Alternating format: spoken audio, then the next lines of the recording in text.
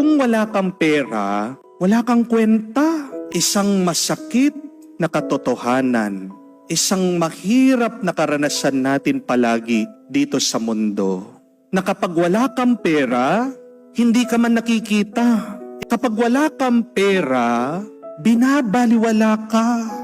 Subukan nyo man po, sabihin nyo sa pamilya nyo, wala kang pera.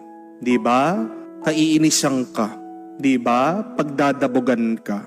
Di ba? Unti-unti, lalayo sila sa iyo. Pero katotohanan, na pag wala tayong pera, iniiwasan tayo ng mismong pamilya at kamag-anak natin.